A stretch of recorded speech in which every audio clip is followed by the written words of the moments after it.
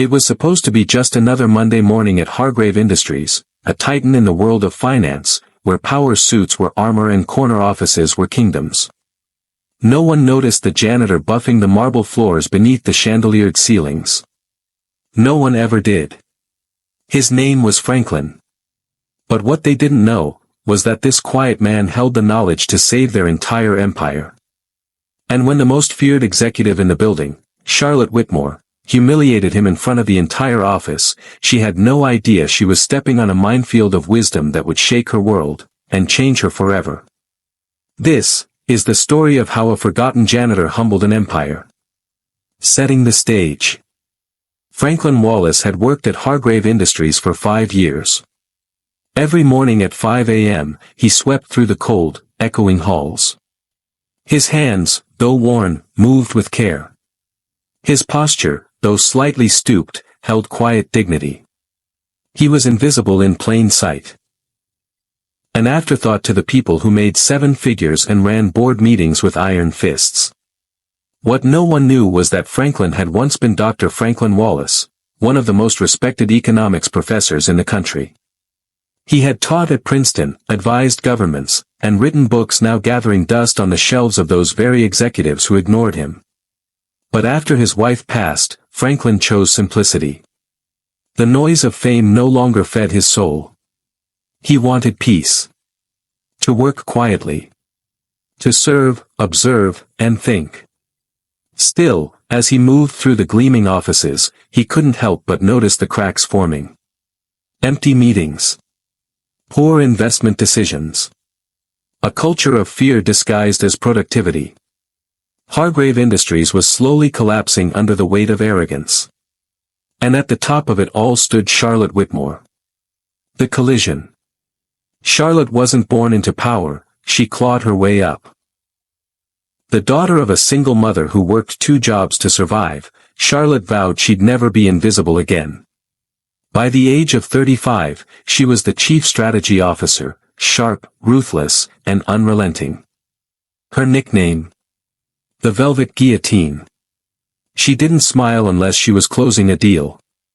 She didn't tolerate mistakes. And she didn't believe in second chances. So when she found Franklin in the executive boardroom one evening, emptying trash bins, she saw only a man out of place.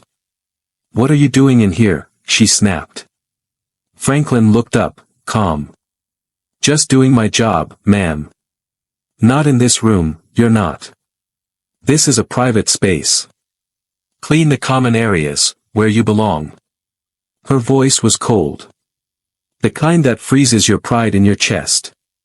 Franklin simply nodded and walked out. But that night, he saw the presentation on the table. A set of financial projections that made his stomach turn. Hargrave was about to invest heavily into a volatile market without adequate hedging. It was a disaster waiting to happen. And though he told himself to walk away, to stay in his lane, something stirred in him. A duty. A voice he hadn't heard in years. The voice of a teacher. The whispered warning. The next morning, Franklin left an anonymous note under the door of CFO Edward Langston. The handwriting was meticulous. The analysis, razor sharp. The warning. Clear, your current strategy exposes you to a 48% risk of capital loss. Consider diversifying through countercyclical instruments. Langston scoffed at the note. "Some analyst trying to play hero," he muttered. But then the market dipped, exactly as the note predicted. The company lost $2.6 million in 1 week. Panic erupted. Over the next month, more anonymous notes appeared. Each one saved the company from further loss.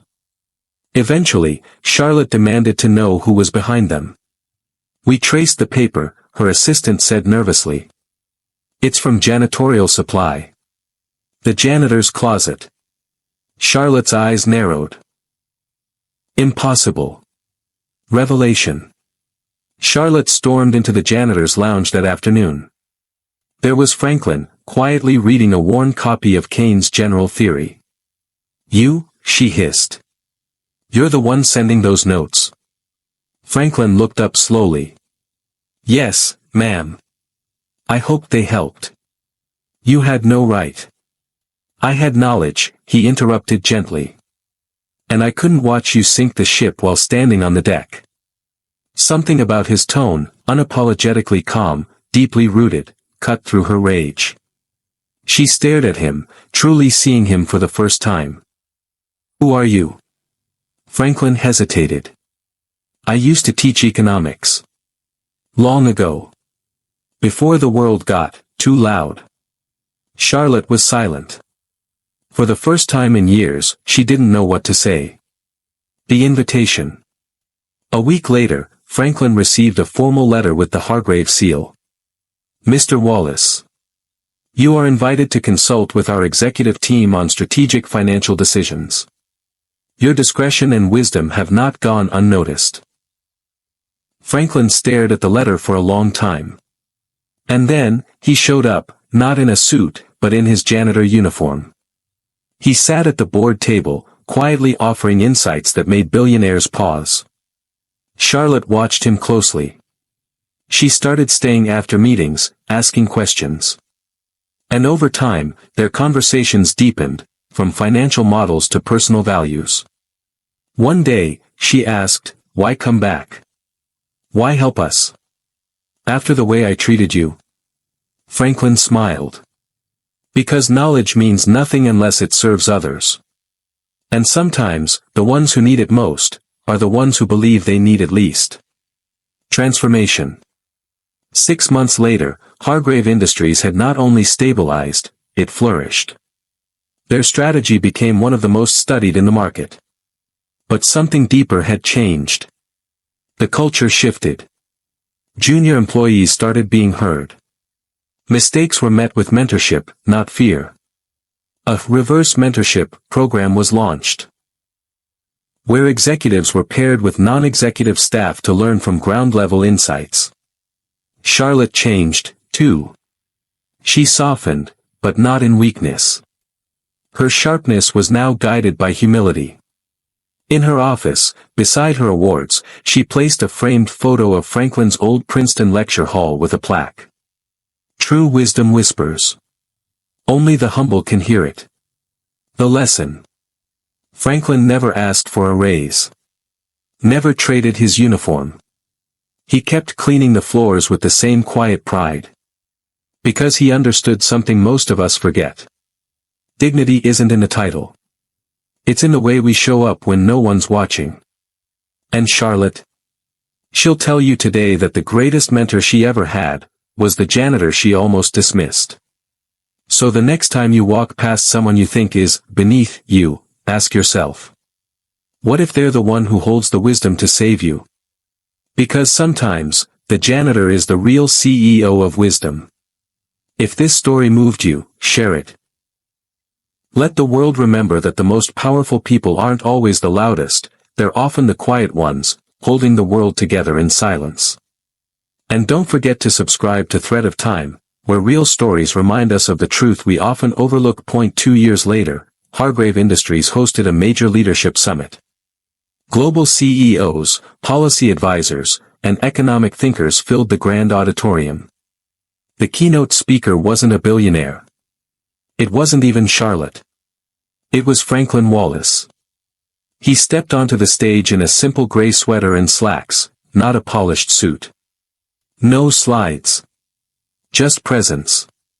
He looked out over the sea of influential faces, people who would have once passed him in a hallway without a glance. And he spoke, not with authority, but with humanity. I once believed the most powerful place to teach was a university podium. But I was wrong.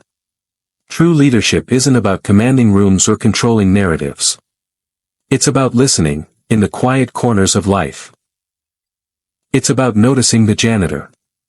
It's about understanding that power without humility is just noise. And that the true legacy of any institution is not built by its titles, but by how it treats the people it thinks are invisible. The room was silent. Not out of obligation. Out of reverence. Charlotte stood in the back, eyes glassy, hands clasped. Later that evening, she approached Franklin quietly. You didn't just save the company, she said. You saved me from becoming the very thing I swore I'd never be. Franklin smiled gently. And you, Charlotte, you proved that even the toughest hearts can grow softer without losing their strength. She paused. You're not just a mentor. You're family now. Final message, thread of time style. In the end, it wasn't the profits or the strategy that defined Hargrave's new era. It was one man. One quiet man with a mop. Who turned out to be the soul the company never knew it needed. Because wisdom doesn't always wear a suit. And character doesn't need a corner office. So before you judge someone by what they do, remember, greatness often walks quietly, in worn shoes, down polished floors. Brain, if this story moved you, let it move someone else. Share it. Spread it. Remind the world that value lives in unexpected places. Speech balloon, drop a comment below. Have you ever been surprised by someone society overlooked? Bell, and don't forget to subscribe to Thread of Time, where we uncover hidden stories that reveal the truth about power, pride, and purpose. Because sometimes, the most important thread in the fabric of time is the one you almost didn't see.